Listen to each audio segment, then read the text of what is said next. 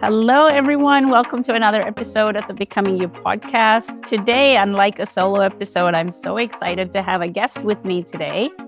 And it is a beautiful woman, and I'm proud to call a friend. Her name is Doshi. And the main reason I wanted to have her on was because recently she's done something incredible, which is what most of the interview is going to be about. But I met Ami about 4 years ago through LinkedIn. And I'm proud to say she's a past client of mine. And Ami is also a wealth management specialist. She works in the wealth management industry, and she works with a ton of women who are looking to live their best lives by taking control of their financial health. That is her area of expertise. And she's also a mother of two amazing kids, and she lives in Dallas, Texas. So welcome, Ami. I'm so happy to have you here. Thank you, Risha. It's a pleasure. I've been wanting to have you on my podcast forever, and then we finally found the right time to do it. So I would love to kick it off by just hearing a little bit about who you are and kind of like your story.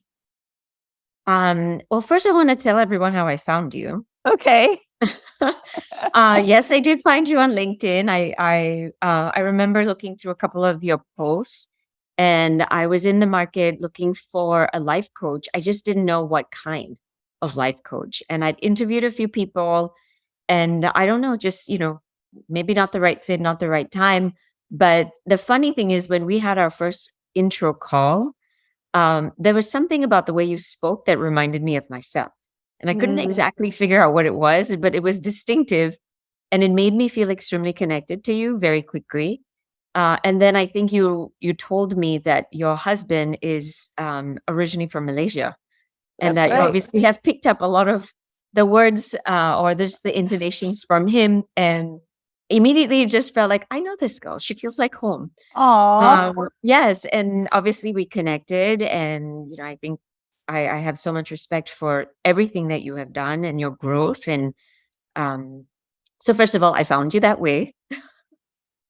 And it was, it has been a pleasure to know you both as my life coach and my friend. And I've learned an incredible amount from our time together.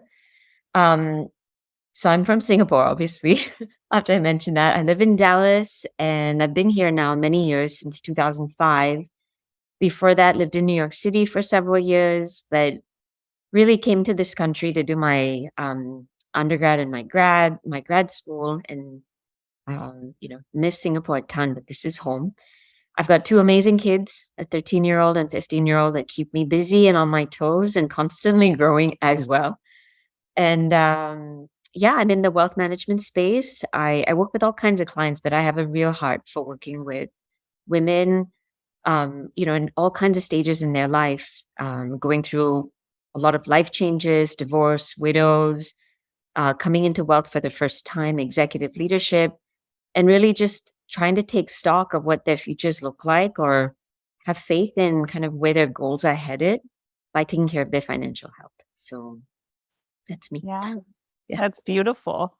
And I think it's so important for women to understand and secure their financial future, because a lot of us, I'm very grateful. I have an incredibly supportive husband, and he takes care of all of that stuff, which I know is not the most wise decision, right? Because it feels easy and comfortable to hand it off to someone, and it can feel like such a complicated, scary space. And unfortunately, I think a lot of, especially women, are faced with having to deal with it at some point, right? Because of what you said, like divorce or death, which is so unfortunate, because you're already under such a lot of stress during those big life changes. And then on top of that, having to deal with very real questions about money, right? Mm-hmm. Yeah. To that actually, Lisa, because I have a lot of clients that are couples, and very often in a partnership, people take on different roles, right? You have you'll have a partnership where maybe the husband is the cook and the wife is not, or maybe the wife is and the husband is not. And so I always say you have to support each other's roles. And this is one of those definitions. But I always make the joke that, but both of you need to know where the milk is. right? That's a beautiful So metaphor. Yes. yeah, so basically that, not you don't have to be the expert at something that is clearly enjoyable or maybe the expertise of the other spouse, but you just need to know what is out there. Just Mm, so in the event you're faced with a situation that's unfortunate, or your spouse picks up a more interesting hobby, then what does that mean for you, right? mm, And I see it with women of all ages, young, maybe someone who's lost a dad who used to handle most of it, or lost a spouse, obviously, or gone through divorce, in different stages of their lives. But I do feel for a lot of people, just having control over some of those decisions helps them navigate the outcomes. yeah, I love that. Like what you said immediately alleviates the pressure and maybe some shame that's attached to women. I should know this, but I don't know it and I don't want to deal with it, but I know I should. Like we go around this cycle, this conversation that we have with ourselves and our mind. Yeah. And I love what you said about, yeah, we all have within the relationship, we have certain areas of expertise that we just tend to lean towards that come intuitively and easily to us. Mm. And just, but being aware, right? I often ask my husband, remind me again, like, what are our assets? Where do they live? How much has it grown, right? Like once a quarter or once every 6 months, I just like keep tabs on it. I'm like, okay, I have a general idea what's going on. Yeah. And Visa, I think a lot of times spouses, husband, wife, whoever's taking on that role, or even moms and dads, right? Um, they don't want to have the conversation because it's scary, it's overwhelming. And so they're like, I'm going to handle it. If something terrible happens, I think our plan is okay. Mm, I've lost a parent. My father passed away 9 years ago. And, pretty traditional Indian family. We don't usually talk about family well.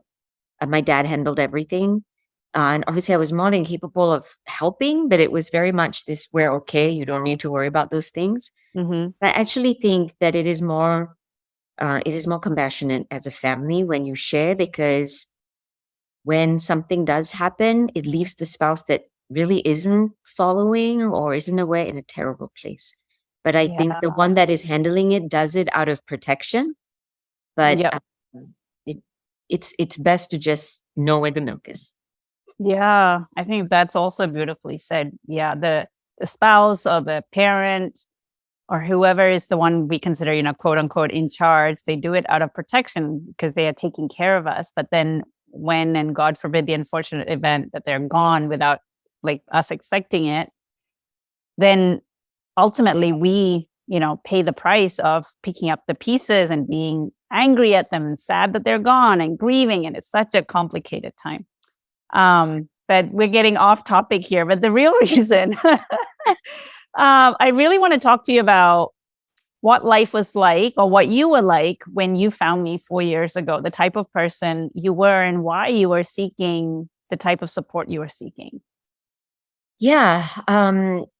I, I was uh, I was just looking back at some journals that I had when we first started working together and rereading some of what I had written and the things that I was caught up on, Mm, the things that I had prioritized in my head at that time. And it kind of just reminded me of, how much I have grown. But the reason I think I was looking was, I think it was early COVID times. The whole world had settled into this sort of self-reflection. And somebody had said to me, you say that you've exited a lot of things from your life and you're being a little bit more careful about what it is that you allow back. But once the doors open up again, it's going to be floodgates, right? You're going to be mm, overly committed with your kids and the activities, and you're going to have FOMO about everything in life again. And I was kind of very restless at that time because I felt this internal need to be a little more mindful about how I was curating my life. And it just felt I was being reactive to everything. mhm, But the words I was kind of focused on in my journal when I was looking back is that I didn't necessarily trust the universe. And um, I was allowing a lot of my circumstances to just dictate my next steps as opposed to being more in control about articulating what it is I want and curating a life accordingly. Mostly coming from a place where the universe doesn't have my back. So I have to mhm. be in like hyper functional mode to make sure I'm like in control of all those details. I remember after our time together, and I think I was writing a little review for you. I remember saying one thing is that you taught me to listen very, very, very carefully, but keenly to my inner voice and trust it. Mhm. And I think out of all the things I've learned, I feel like that was probably something I took away the most was trust that voice, trust in the universe. I feel like I've come a very long way. I think a lot of people do that, right? We just kind of brush away that inside voice, that intuition. Um, I feel like mine is extra strong, but for some reason, I've always just, I don't know, I've kind of shoved it away. Yeah, if I remember, that's one of the things that unsettled you the most was that you did have this really strong inner knowing and an inner voice that spoke to you often, but you felt unable to honor it and but you couldn't bring yourself to honor it. And then you felt bad about that. You're like, why am I that way? Like, can you help me figure out what's going on? Mhm. I do remember us having a lot of conversations about it's okay to trust yourself and why is it feels so hard. And Yeah. there's a lot of stuff that obviously that's what the work is, right? Like Hmm. the things that block you from listening and trusting yourself. Hmm. Yeah. Yeah. Yeah. So one of the main reasons that I wanted to interview you was because you've just done something incredible. So tell the listeners what that is. So here again, something you introduced me to. I only knew about it because you were training for this while we were talking. But for everyone out there that doesn't know, Visa and I both have completed a pretty intensive endurance climbing event called 29 Everesting Challenge. Basically, it mimics the elevation you'd have to climb if you climbed Mount Everest without dying in the cold, basically. It's a company that's based out of North America, and there's 4 different mountainscapes you can climb within the North American area.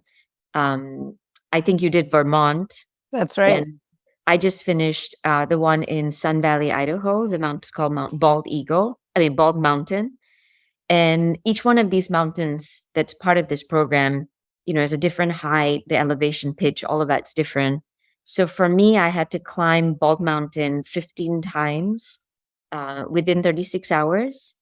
It's about a 1.6 mile hike one way up. And so you climb up, you take the gondola down, you do that within 36 hours. And I just finished that 2 weeks ago. Amazing. Amazing. So folks, if you're listening to this, I knew Ami had signed up. I was so excited for her. And, the company is great about like putting results on like a virtual climbing board, right? So if you know of anyone that's participating in the event, you can follow along. And there's a delay in the updates, right? So here I am, like you start climbing Friday morning at 6 a.m. And I'm like, okay, her name's on the board. Here we go. And then like I woke up on Saturday morning and I'm like, how many does she have? I was keeping tabs on you and like mentally cheering you on. And then I started sending you texts. I think it was around Saturday afternoon. You had a few hours left to go. Mhm. And because there is a delay on the thing that I was checking up on, I had no idea like how close or how far you were. Yeah. But the feeling that you get from that sense of like, I did it, I would love to, first of all, hear your thoughts on what you felt like when you actually arrived and saw the mountain. Because I remember being one of those sinking stomach feelings when I arrived and I looked at that mountain and I was like, I've trained, but I don't think I've trained for this. And there's no way that I can do this. Yeah, that's actually so I went with my nephew, my sweet nephew, Vinay, little shout out to him. He lives in Seattle and he's like 20 years younger than I am. Um, and we drove from Boise out to Sun Valley. And I remember just kind of searching on them, like along the drive, looking at all the mountains, trying to identify what this was going to look like, right? Trying to break down what this was going to look like, looking at this mountain, thinking, is that it? Is that it? Is that going to look like that? Is that the pitch?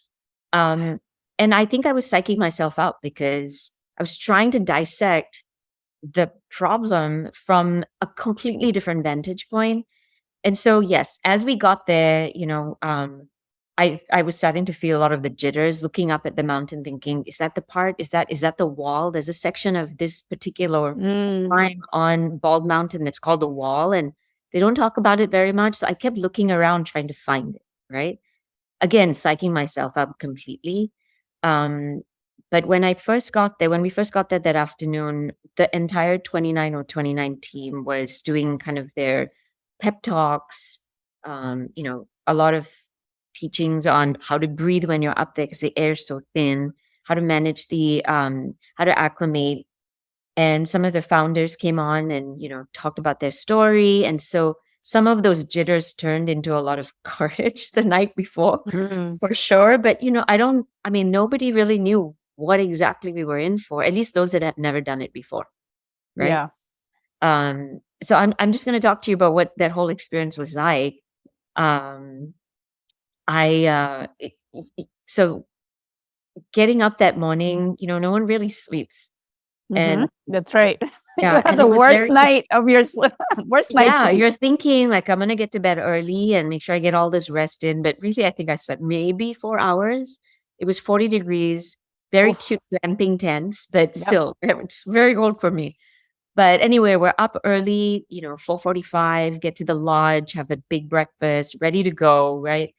Um, the alarm goes off, 6 o'clock, everyone starts. The first 100 feet, this was the hardest part for me. And Really? The first 100? the Okay. first 100 feet was like the hardest for me because I realized very quickly I was having trouble breathing. Oh, And okay. I was taking little sips and I was breathing from my mouth, not from my nose, not clearing the way they were teaching us to. And it hurt. Like I felt a pocket of air in my lungs. And I remember thinking, I can actually feel my lungs. This Mm. does not feel normal. I think it kicked off me being a little anxious. And I had a hard time regulating my breathing. And I was, Vinay and I were kind of in the middle of the pack. And as I was trying to regulate, everybody started moving ahead of me. I was probably in the last, I'd say 5 to 10% of people. And that added some solid anxiety. But I just, I had to just take one step at a time and learn to regulate my breathing and calm myself down. Made it up to the top. And then I think the process of coming down the gondola, branding that board with that level one or ascent number one, it started to just get better. And then second, third, fourth, much, much, much easier. But that very first one, I actually said to myself, I don't know if I can do this. Mm-hmm. Not because I didn't train, but because I can't breathe. Yeah. And I don't, I've been out to Colorado and at higher elevations, but not doing anything like this. The first day you every time you come down, you brand that board. It's like a new amount of, steel just kind of enters Yep. your spine and you get back up again. And there was this sort of rotation of movement that just became a little, every time I finished it, I felt more and more confident that I could do the next. But we ended up having a terrible thunderstorm and they shut down the gondola for 2 hours. So we lost 2 hours of daylight.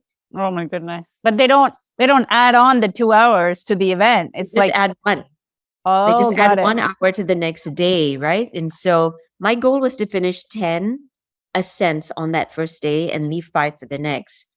At 1 o'clock in the morning, I'd finish 9. Mhm. And, trying to just come up with the strategy, stay calm. It was supposed to rain the next afternoon. And I just kept feeling like I was running algorithms in my head the whole day, Mhm. trying to figure out what I can actually accomplish and what not. But I'll be honest, I had one AirPod on the whole Mhm. time, and I thought I needed my music to help me keep my beat, one step, left, right, left, right. But I enjoyed talking to the people so much. I just kept it on because, like you, when you were texting me, I could hear it. And my friends set up a chat group that said um, 29029 watch party, Mhm. Doshi's 29029 watch party or something. Yeah. And every few minutes, people were checking in, texting, "You got this, we're watching you."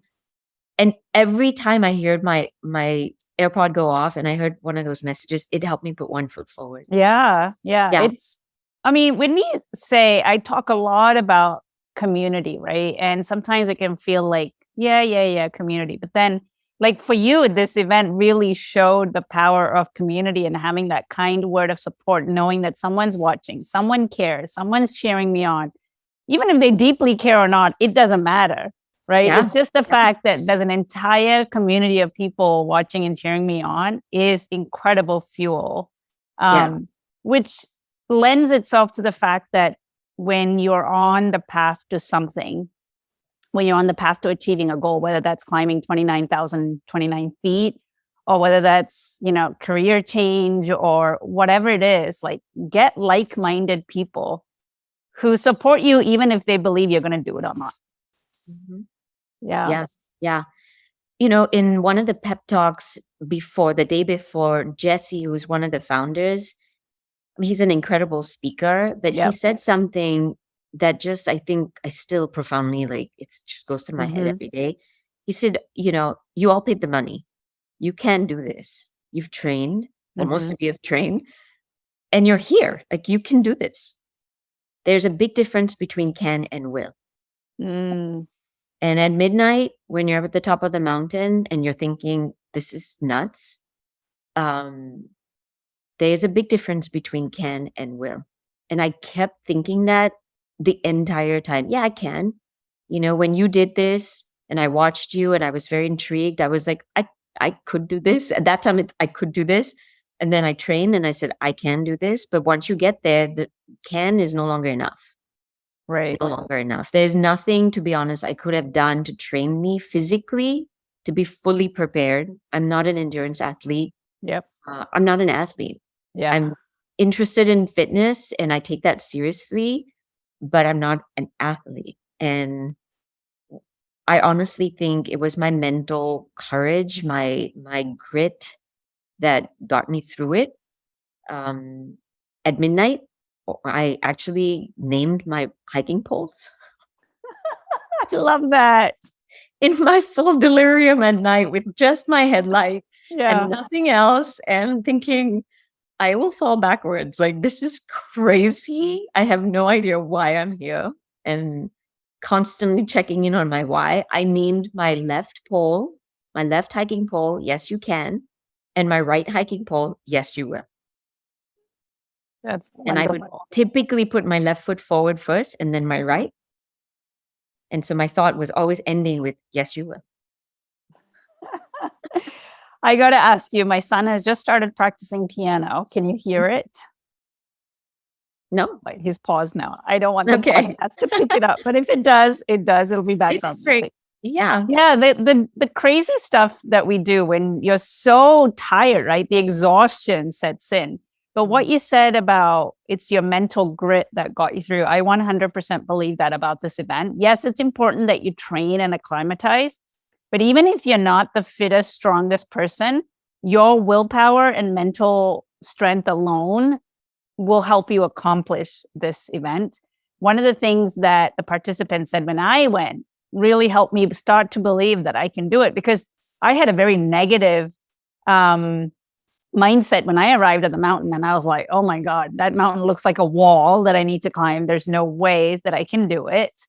But somebody said, you know what? There are some people that are relentless and religious about 29029. There are people that have done it 10 times, right? There's a lady called Joan who's accomplished this 10 times. Her 10th one was on Sun Valley. Yeah, that's right. I was following her. But somebody else at that event said, this is my second 29029 event.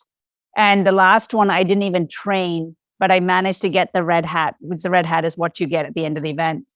And she goes, it's your willpower and your mental strength that's going to get you through. When she said that, I was like, oh, I'm pretty strong mentally. I might not be strong physically, because that's the part that was getting in the way for me. I was like, I'm not strong, because I looked at some of the people and I was like, whoa.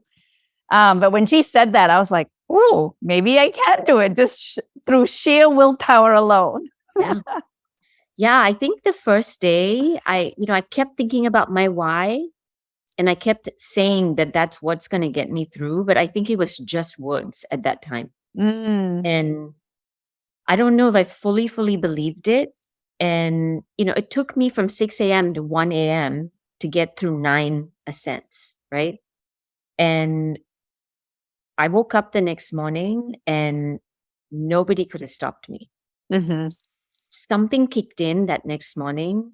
And I remember telling one of the coach Brent that this event has not just reminded me that my willpower is strong, it showed me inside my body where grit, where determination, where confidence lives. Yeah. And, I think they say, and I know this is part of their language, that this is who we are when we are at our best. And I Mm. knew I had a roadmap to find exactly where that lived inside me, and nothing could have stopped me. I mean, I've always had a lot of grit. Mm-hmm. I've not had a lot of confidence in myself. And yeah, I mean, I walked with people, I talked to people, I made some good friends out of all of this. But that second day, even my friends were like, "You're tracking way faster on that board." Yeah. The potential rain in the afternoon obviously had something to do with it, but Yeah. something kicked in, Yeah. I found it inside myself. My why was so clear. And I also knew exactly what the formula was to get through it.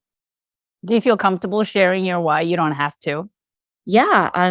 I think I needed when I first was intrigued by this, when you were doing it to now, I think my why has changed many, many times. But I needed to know in my heart that me, myself, and I is sufficient. Mm. Me, myself, and I are my best partners. And everything that I need, I have inside me. I've spent way too many years quietening down that voice, kind of like what I mentioned to you. You help me Yeah. hear it. You help me put have a keen understanding to the heartbeat of that voice. Mm-hmm. But I needed to know for myself that I put my head to something, I will get it done. And Lisa, to be fair, most people have told me that when you put your mind to something, you're going to do it. You come Mm-hmm. up with like the most outrageous goals sometimes, but you do it. But I think the internal dialogue was always a massive roadblock. Maybe people don't see that from the outside, but for me, it was a constant chatter that was like constant friction for me. And I knew I needed to move that to the side and Mm-hmm. really believe, from the inside. Yeah. Um, so many little epiphanies. It kind of felt like they were hitting me like cannonballs, not even like little rocks, like Yeah. Oprah's rocks. These were like cannonballs coming to me after the event. But I think I definitely want to mention this one. Uh, I'm pretty even keeled when it comes to my sense of body and my sense of body image. We all, I don't know, and maybe this is generalization, but a lot of women think about this, right? Am I thin enough? Am I fit enough? Am I whatever it is? Pretty enough. Yeah. Yeah, pretty enough. Am I enough? Right? Mm-hmm. Is my core tight enough? Am my glutes tight enough? Whatever, right? My arms enough in a sleeveless top. Yeah. And that night after I finished and, I took a shower, went to bed, it was going through my mind. For the first time in my life, was thinking, it doesn't matter. Mm. It doesn't matter what I look like. It doesn't matter that I've always had insecurities about specific parts of my body. Those insecurities will always stay there, but it doesn't matter. What actually really matters is what I do for my body, but what my body can do for me. Mm. And honestly, I felt like half my brain just cleared out. Like there was a fog and it just so much weight just off my shoulders. Just the weight of having to worry about this. Yeah.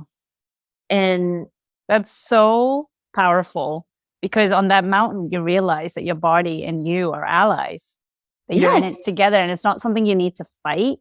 And even if you struggled, even if your body wasn't the strongest and it didn't feel like the smoothest thing to accomplish this goal, realize, heck, we've just gone through something formidable and accomplished it because we were on the same team. I felt the exact same way. I was broken by the end of the challenge. I had such terrible hip pain. I was in agony. My climb wasn't, it was like starting from the third, I started to experience pain. And I went through the entire event with that kind of pain. But at the end of it, even with the pain, I was so proud of me and my body. And I know exactly what you're talking about. It felt like we were on the same side. yeah. Yeah. Yeah, it felt cruel actually to beat myself up about any of this anymore. I will go through periods when I'm not at my fittest. Yeah. I'll go through periods when I am, you know, Yeah. and not to feel so bogged down and have it be a reflection of me and my confidence. And I don't Your know, there's a lot. worth. Yeah, and I think there's still a lot to unpack, and some days are better than others. But, and again, I generally feel like I've had a healthy um, a relationship with my body, but there's still always that kind of stuff. But it it really felt. I think the word you use is just right. I felt like my body was my ally, Hmm. and you know how people talk to plants. Yeah. Like you need to be like that with your own body.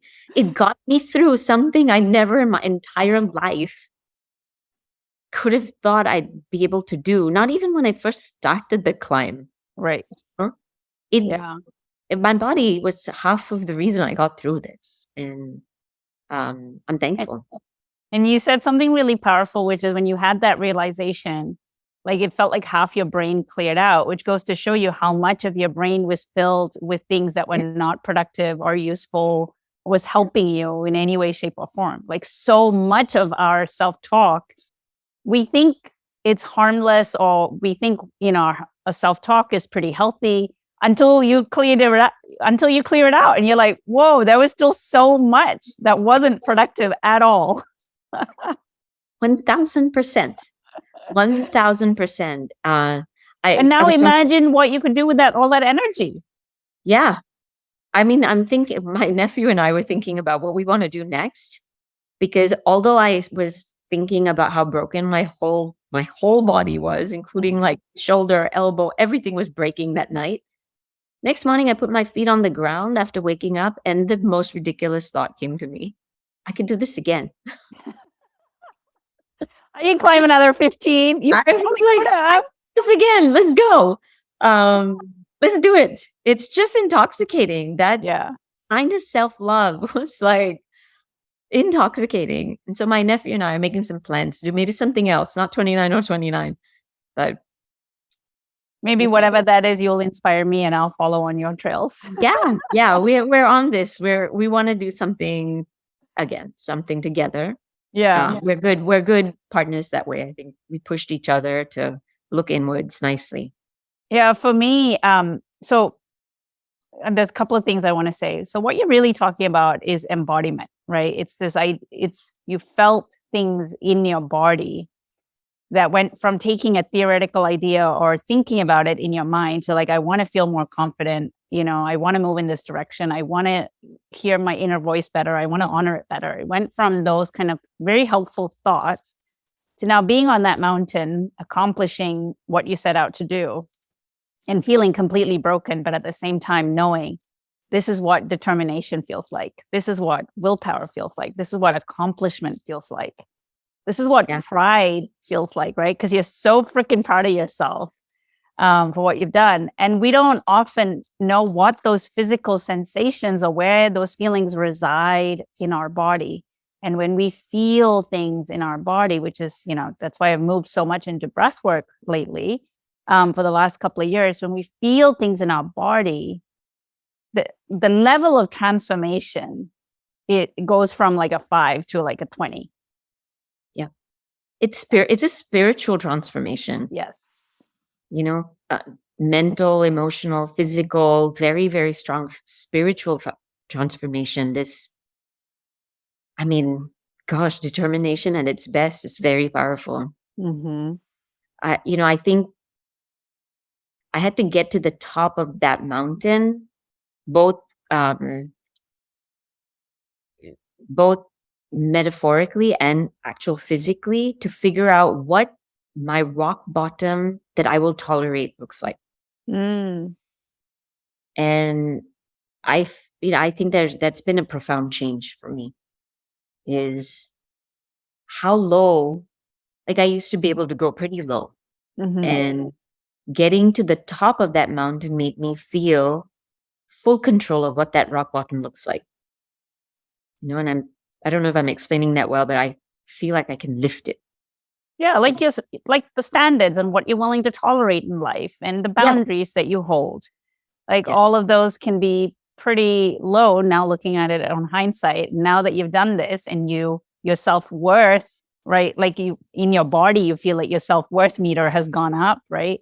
You've Yeah. stepped into your worth even more. You know you're enough. You know you have what it takes to make true whatever it is that you want in life. All Yeah. of a sudden you're like, wait, I can lift that floor up too on the Yes. standards I hold and the boundaries I hold. I don't have to have it be so low. Yes. Agreed. And I think we worked a ton on my abandonment issues. And I think I saw it just for what it was. Like, no more now. I That's can lift that floor. Yeah. yeah. Yeah. I talk a lot about the word embodiment, right? It means in body. And like having an in body experience is what leads to like the spiritual transformation. Because in order for transformation to occur, it has to happen on a mental, emotional, physical, and a spiritual level. That's what transformation is. And you were in your body for those 36 hours like you've never been in your body, right? Because your body is what got you through that event. And yes, there are a lot of mental, can I do this? Will I do this? Everything hurts so much, but your body kept you going. And that's why, 29029 was such a spiritual transformation for me as well, because it showed me that even if my mind is against me, my body will still help me get there. Hmm. And yesterday I was meditating towards another big goal that I have, not a physical goal. This is more like something in my business.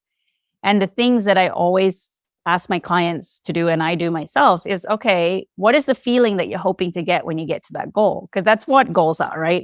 We're thinking we're going to feel something when we get there. And for me, it was pride, accomplishment.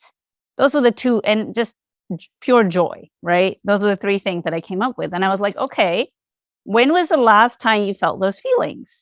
And immediately 29029 came up. I was like, when I was at the top of that mountain and I was hollering and screaming and jumping and I put that red cap on, I was like, that's when I felt that feeling. And so I could literally pull those feelings into my body and feel it. And I was like crying tears of gratitude. And my body felt electric, just like I was back there again on that mountain. It's such an incredible transformation, right? I mean, this story you're saying, you see it in so many of the other participants. I mean, I went through some version of this in our last ascent. I'm sorry if you can hear that. No, you're fine. Okay. Uh, I think the gardener is outside. Um, in our final ascent, we knew we had time and we were going to make it just fine. But we were walking with people that maybe had 2, 3 more to finish, very, very close, and getting very emotional. And I remember walking up, getting extremely emotional for them because I know as much as they know how much it has taken to get this far. One of the coaches, Coach Wooch, he looked at her and said, I'm going to walk the next 2 with you. We're finishing this. I'm not going to let you down. She finished in time. And Wow. I think I was like hysterical about me finishing, but I was equally hysterical about her finishing. Yeah. Because of all of that, like that transformation, you can recognize it in other people also, Mm-hmm. and the weight it has for other people. My kids, my family, they were at the top of that mountain, and they're young. I don't know if they really understand the weight Yeah. of this event, but I hope that they were able to see some of that also, maybe through my eyes, or maybe watching other people of all ages Yeah. complete this. But Yeah. One of my biggest whys was I wanted my boys to see me finish. And I remember leading up to the event, I would meditate and visualize it over and over, my boys being so proud of me at the top of that mountain. And then when it actually happened, oh my God, I was a freaking mess on that mountain. yeah, I believe it. I totally, completely believe it. Yeah. I would love to wrap it up with a final question. So we want to know, what are you going to be taking forward into your life as a result of this? You touched on one of the things, which is your standards, the way you hold boundaries. That's going to be very different. I have a group of friends my dear, dear friends, like we call each other tribesmates. They got me. I don't know if you can see. Yes, I see the mountain Yeah, necklace. I it's a have one of those range. too. I have You I have do? one. I do. Somebody else gifted me that. Yeah. I mean, um, that's a really very, very good question. This is a very good reminder to me, of the commitments I'm making to myself and this experience. But I'm I am I think issues around abandonment have just been they've plagued me for many, many, many years. I mean, it's a childhood trauma type thing. I don't know where, Yep. right? It's come from somewhere. And I'm always the first to abandon myself Mm. so that I don't feel the pain of being abandoned by someone else. And that was maybe comes from many different places and experiences, but I'm my biggest culprit with that. Mhm. And, before I can blame someone else for doing it, usually I'm the first one doing it to myself. And I think what I want to take from this is full trust in my own ability to take care of myself. Full.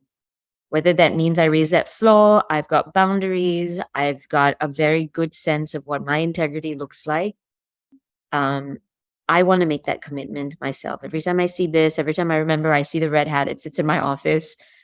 I want to remember that you are fully capable. Do not Mm. abandon yourself before others do. And you're worth it, right? You're worth it. Yeah, Yeah. fully. Yeah. Oh, I mean, this has been such a delightful conversation. Thank you so much for being so generous with your time and coming on this podcast and sharing all about your 29029 experience. Lisa, thank you for all of what you've done for me. I don't have words to really describe it, but you set me off. It was a bit of a start for me. You set me off in a specific direction, and I'm always grateful. Thank you. Oh, you're welcome.